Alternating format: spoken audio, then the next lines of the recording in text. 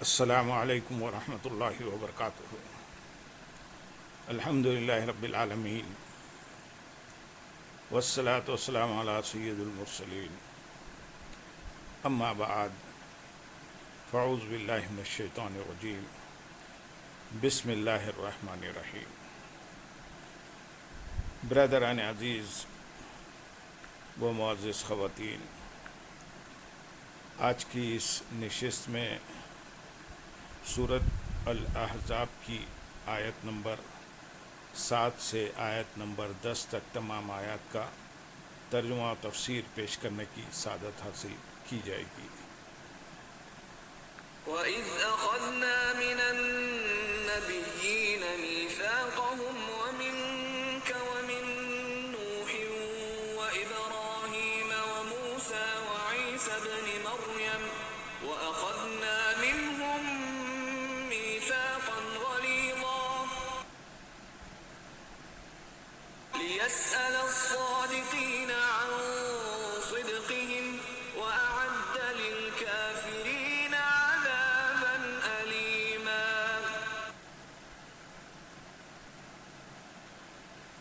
يَا أَيُّهَا الَّذِينَ آمَنُوا اذْكُرُوا نِعْمَةَ اللَّهِ عَلَيْكُمْ إِذْ جَاءَتْكُمْ جُنُودٌ فَأَرْسَلْنَا عَلَيْهِمْ رِيحًا وَجُنُودًا لَّمْ تَرَوْهَا وَكَانَ اللَّهُ بِمَا تَعْمَلُونَ بَصِيرًا۔ إِذْ جَاءُوكُم مِّن فَوْقِكُمْ وَمِنْ أَسْفَلَ مِنكُمْ وَإِذْ زَاغَتِ الْأَبْصَارُ وَبَلَغَتِ الْقُلُوبُ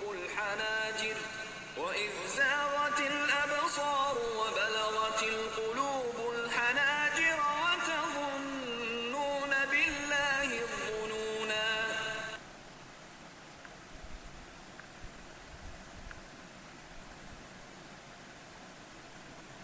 اور اے محبوب، یاد کرو جب ہم نے نبیوں سے ان کا عہد لیا اور تم سے اور نوح اور ابراہیم اور موسیٰ اور عیسیٰ بن مریم سے عہد لیا، اور ہم نے ان سب سے بڑا مضبوط عہد لیا تاکہ اللہ سچوں سے ان کے سچ کا سوال کرے، اور اس نے کافروں کے لیے دردناک عذاب تیار کر رکھا ہے۔ اس آیت اور اس کے بعد والی آیت کا خلاصہ یہ ہے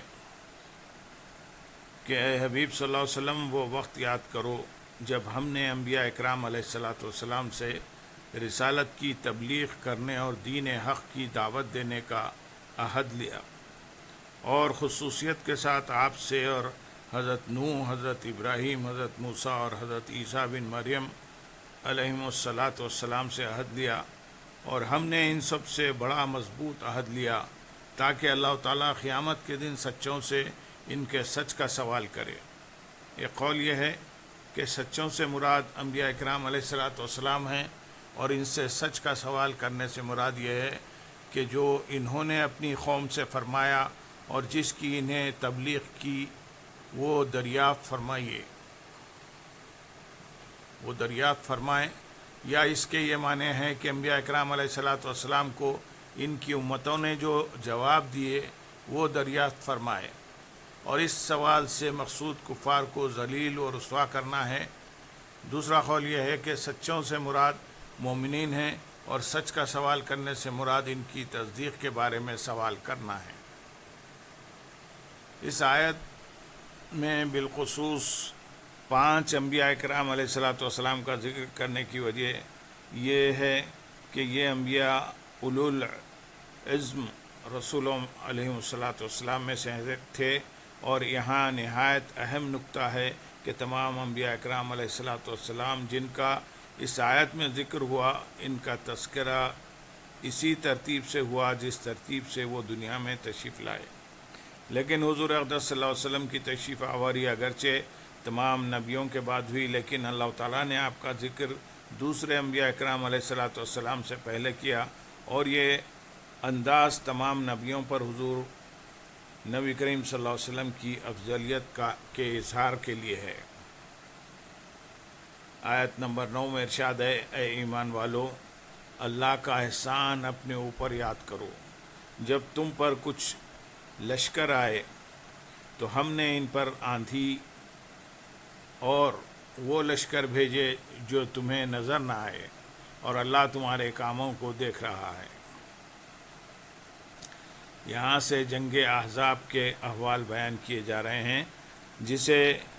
غزوہ خندق بھی کہتے ہیں، اور یہ واقعہ جنگ احد کے 1 سال بعد پیش آیا۔ چنانچہ ارشاد فرمایا کہ اے ایمان والو، تم اللہ تعالیٰ کا وہ احسان یاد کرو جو اس نے تم پر اس وقت فرمایا جب تم پر قریش، غطفان، بنو قریظہ اور بنو نذیر کے لشکر آئے اور انہوں نے تمہارا محاصرہ کر لیا، تو ہم نے ان پر آندھی اور فرشتوں کے وہ لشکر بھیجے جو تمہیں نظر نہیں آئے، اور تمہارا خندق کھودنا اور میرے حبیب صلی اللہ علیہ وسلم کی فرما برداری میں ثابت قدم رہنا اللہ تعالیٰ دیکھ رہا ہے۔ اسی لیے اس نے کافروں کے خلاف تمہاری مدد فرمائی اور ان کے شر سے تمہیں محفوظ رکھا، لہذا تم اللہ تعالیٰ کے اس عظیم احسان پر اس کا شکر ادا کرو۔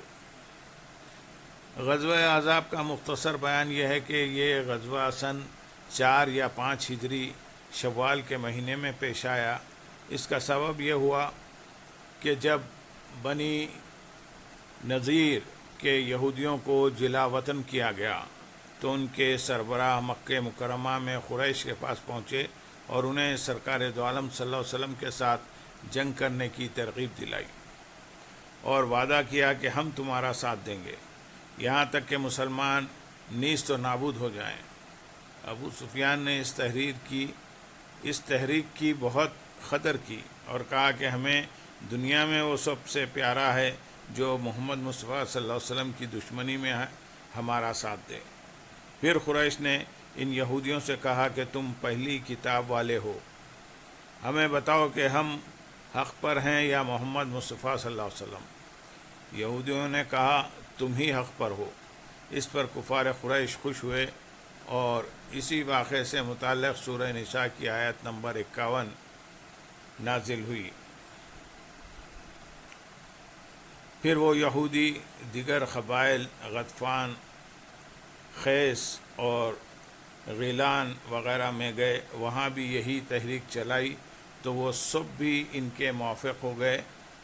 اس طرح ان یہودیوں نے جا بجا دورے کیے اور عرب کے قبیلے کو مسلمانوں کے خلاف تیار کر لیا۔ جب سب لوگ تیار ہو گئے تو قبیلے خزاع کے چند لوگوں نے نبی کریم صلی اللہ علیہ وسلم کو کفار کی ان زبردست تیاریوں کی اطلاع دی۔ یہ اطلاع پاتے ہی حضور اکرم صلی اللہ علیہ وسلم نے حضرت سلمان فارسی رضی اللہ تعالیٰ عنہ کے مشورے سے خندق کھدوانی شروع کر دی۔ اس خندق میں مسلمانوں کے ساتھ رسول کریم صلی اللہ علیہ وسلم نے خود بھی کام کیا۔ مسلمان خندق تیار کر کے فارغ ہوئے ہی تھے کہ مشرکین 12,000 افراد کا بڑا لشکر لے کر ان پر ٹوٹ پڑے اور مدینہ طیبہ کا محاصرہ کر لیا۔ خندق مسلمانوں کے اور ان کے درمیان حائل تھی اور اسے دیکھ کر سب کفار حیران ہوئے اور کہنے لگے کہ یہ ایسی تدبیر ہے جس سے عرب لوگ اب تک واقف نہ تھے۔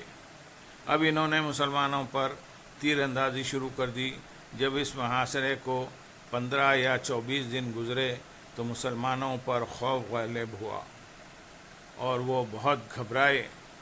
اور پریشان ہوئے، تو اللہ تعالیٰ نے ان کی مدد فرمائی اور کافروں پر تیز ہوا بھیجی۔ انتہائی سرد اور اندھیری رات میں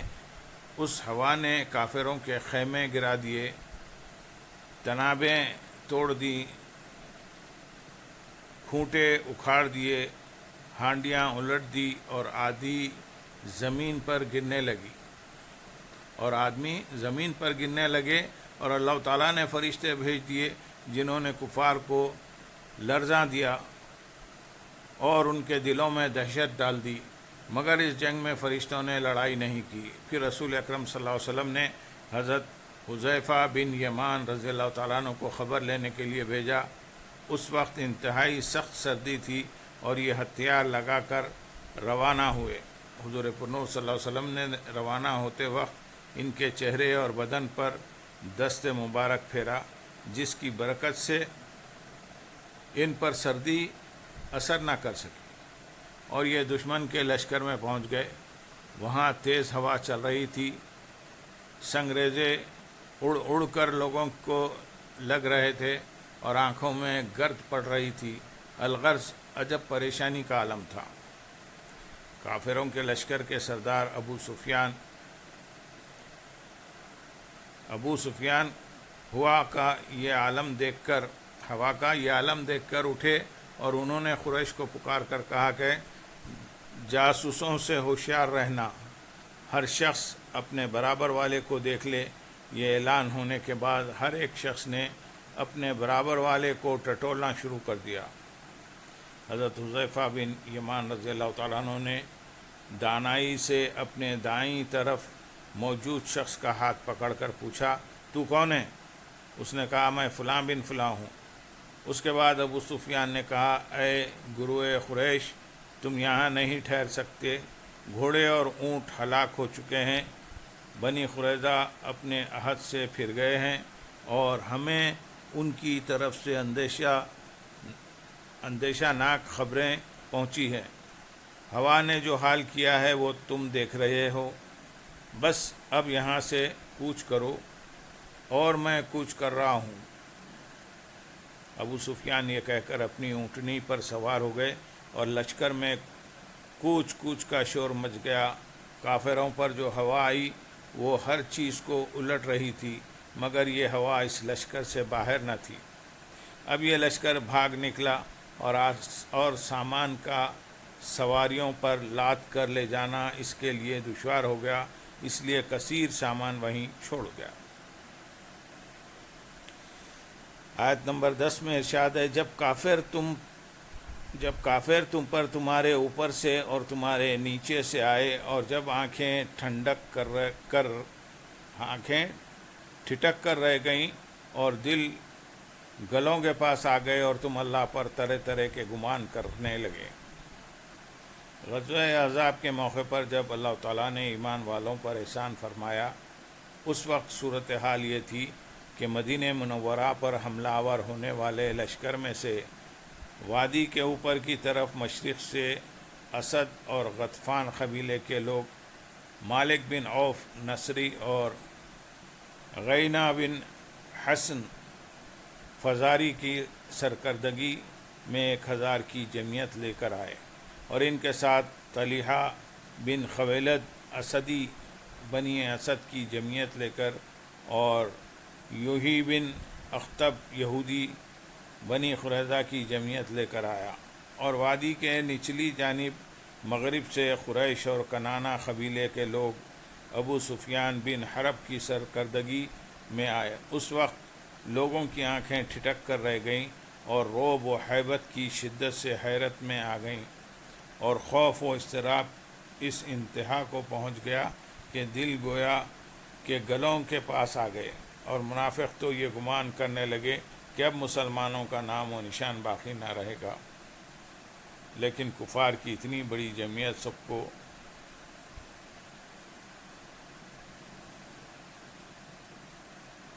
نام و نشان باقی نہ رہے گا، کیونکہ کفار کی اتنی بڑی جمعیت سب کو فنا کر ڈالے گی، اور مسلمانوں کو اللہ تعالیٰ کی طرف سے مدد آنے اور اپنے فتح یاب ہونے کی امید تھی۔ اللہم صلی علی سیدنا محمد وعلی آل سیدنا محمد وبارک وسلم، وآخر دعوانا ان الحمدللہ رب العالمین۔ سبحان ربک رب العزت عما یصفون، والسلام علی المرسلین، والحمدللہ رب العالمین۔ السلام علیکم ورحمۃ اللہ وبرکاتہ۔